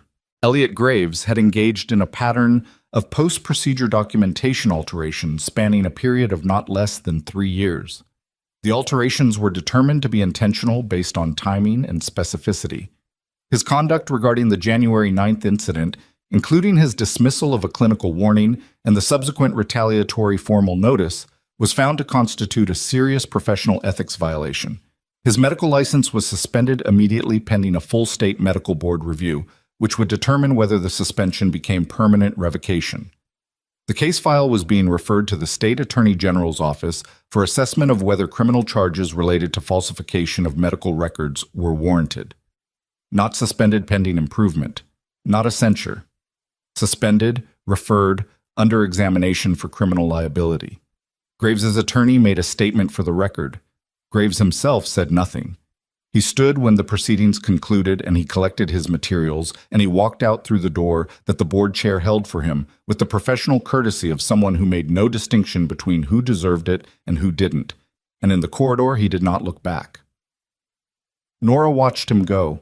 She thought about the corridor outside Trauma Bay 2, the way he'd looked at her, the dismissive flicker, the quick categorical assessment, the specific contempt that came so automatically it didn't even register as contempt in the person deploying it, just the normal operating friction of a man who had never in his professional life needed to take seriously the judgment of someone he considered beneath him.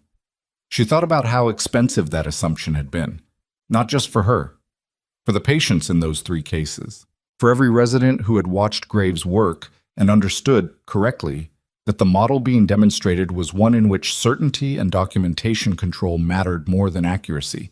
for the institution that had built its reputation around a surgeon whose record was, at least partially, constructed rather than earned. She stood in the corridor outside the hearing room and let herself understand fully what had happened. Then she put it behind her, not because it didn't matter, but because she had other things to do now, and carrying this forward into the next part of her life was a weight she'd chosen not to pick up.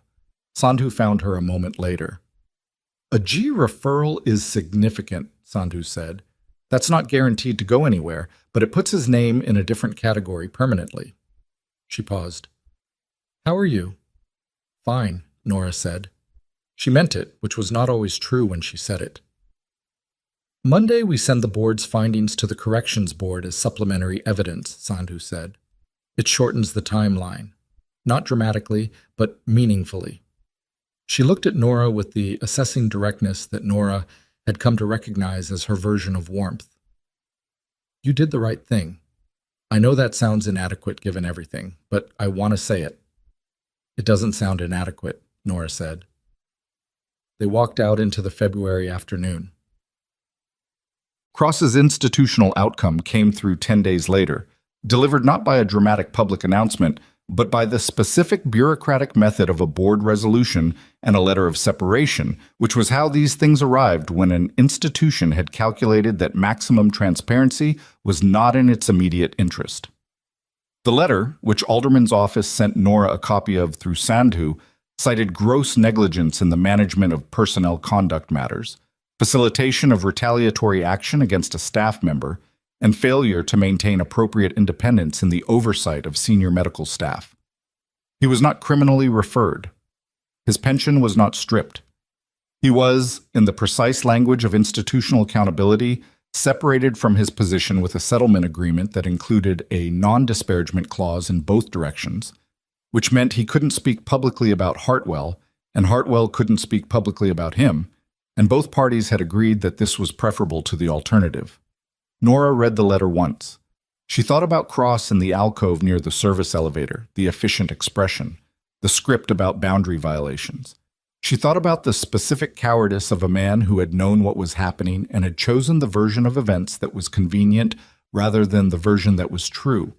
Not because he was malicious exactly, but because institutional inertia was strong and challenging. It had a cost, and he'd spent 20 years making sure he was never the person who paid. He was going to be fine. He would find another administrative position somewhere, probably within the year, and he would be careful in it in ways he hadn't been careful before. And whether that carefulness came from genuine recalibration or from simple risk management was a question she couldn't answer and had decided not to need to. She folded the letter. What she'd needed from him was not destruction. What she'd needed was the formal record to reflect what had actually happened. And it did now, and that was enough. She called her father that evening. He answered on the third ring. "Nora," he said. "I want to tell you some things," she said. She told him. Not everything. Not the supplement, not the classified dimensions, not the full weight of what the corrections board petition meant and how long it had been building. But the rest of it. Hartwell, the helicopter, Carolan, the formal notice, Sokol's review, the hearing. She told it in sequence, the way she'd learned to tell things. Facts, then context, then consequence. And her father listened without interrupting except once, when she described the formal notice in the alcove, and he made a sound that was not quite words but communicated clearly. When she finished, there was a pause. "You should have told me," he said.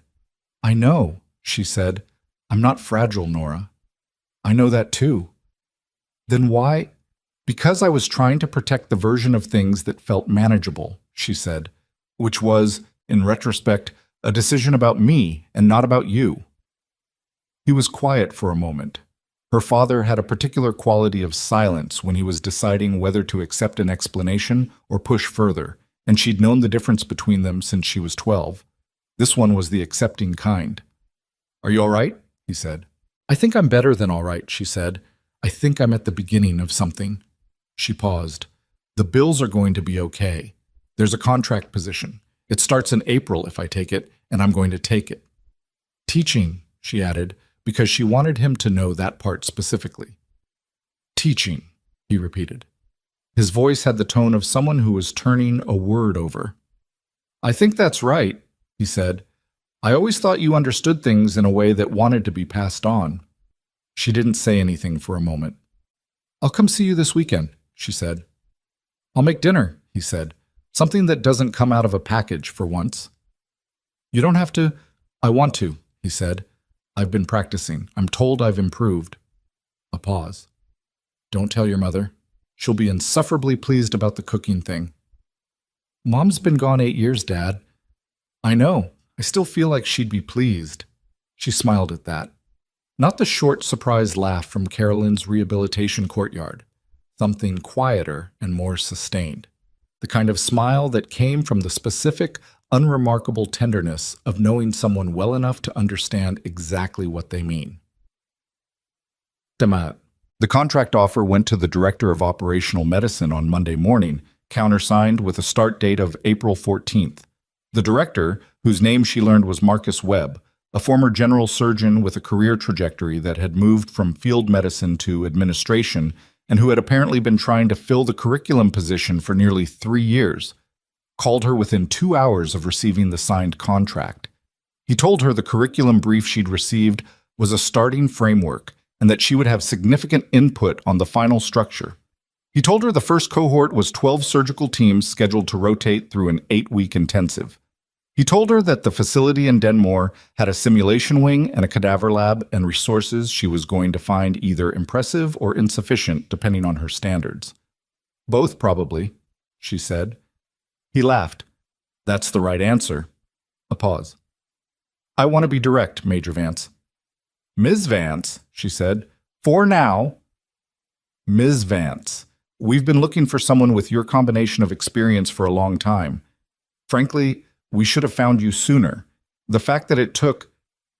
He paused, and she could hear him choosing words. The events of the last several weeks for this to happen is something I want to acknowledge. It shouldn't have required all of that. She thought about the right answer to that. The gracious answer, the direct answer, the honest answer that acknowledged what it had cost without making the acknowledgement into a weight he needed to carry. It's done now, she said. April 14th. April 14th, he said. She hung up and sat at her kitchen table and felt the specific, improbable reality of where she'd arrived. Not through a clean path.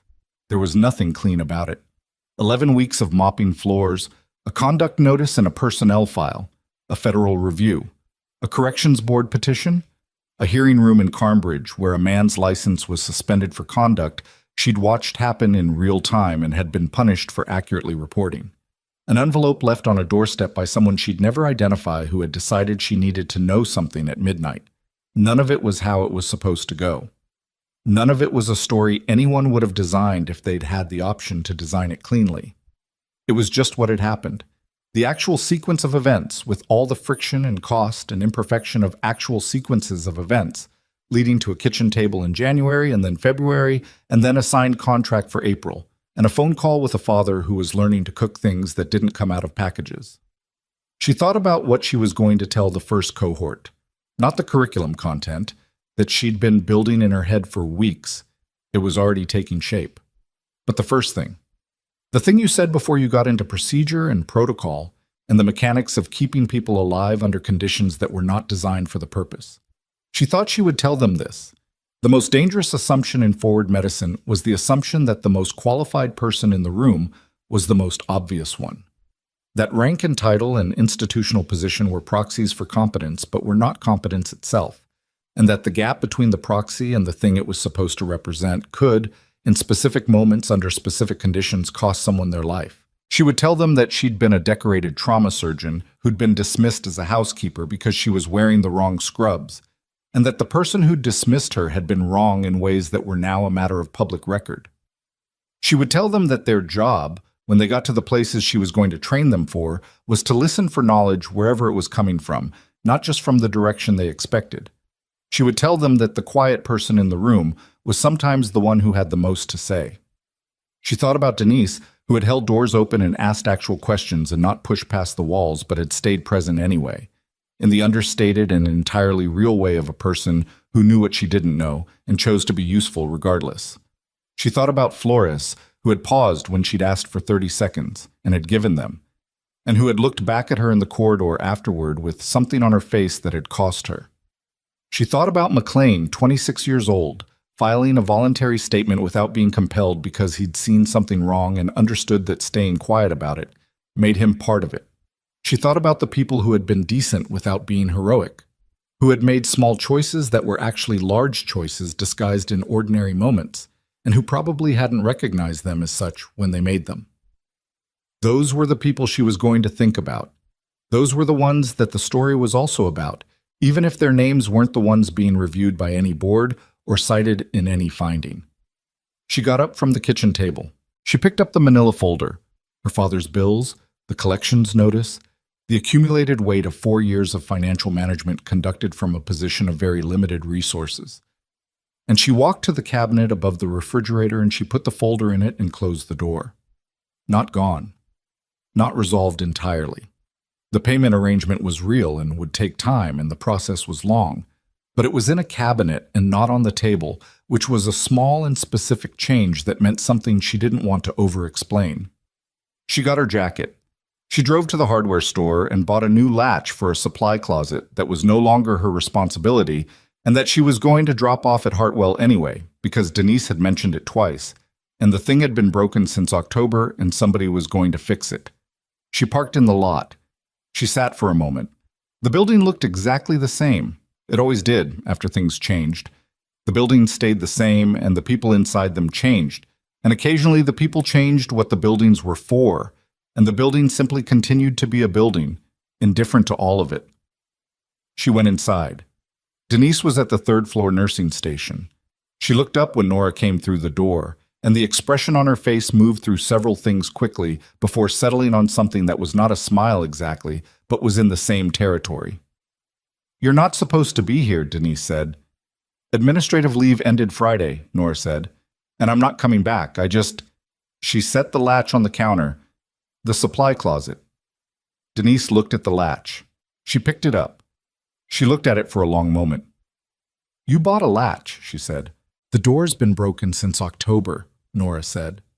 Denise put the latch down carefully, the way you put something down when what you're actually doing is buying yourself a moment. "The residents are talking about you," she said. "McLean especially. He's telling the other second years about you."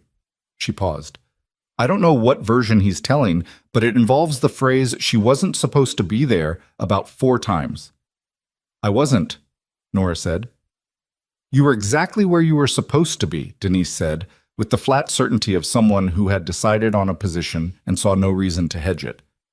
"Don't argue with me about that." Nora didn't argue. She said goodbye to Denise and walked back down to the parking lot.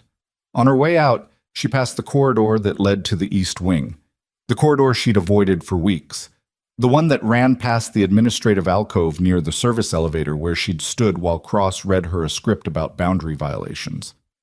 She looked down it. Empty. Fluorescent lights, the off-white of walls that needed a repaint, the clock at the end that had always had a second hand that stuttered every 8 seconds and then caught up. She looked at the clock for a moment. Then she turned and walked to her car.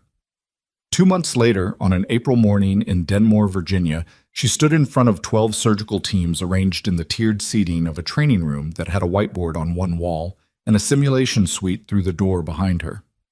41 people total. A range of ranks, experience levels, deployment histories. Some of them had field time. Some of them were pre-deployment. Some of them looked at her with the particular expression of someone assessing whether the person in front of them warranted their attention. She had stood in front of that specific expression before. She knew exactly what to do with it. She didn't start with the curriculum. She started with a question. "How many of you," she said, "have ever been in a room where someone who wasn't supposed to have the answer had the answer, and the person who was supposed to have the answer didn't want to hear it?" The room was quiet. Then hands went up. Slowly at first, then with more certainty, until most of the room had one raised. "Good," she said. "We're going to talk about that.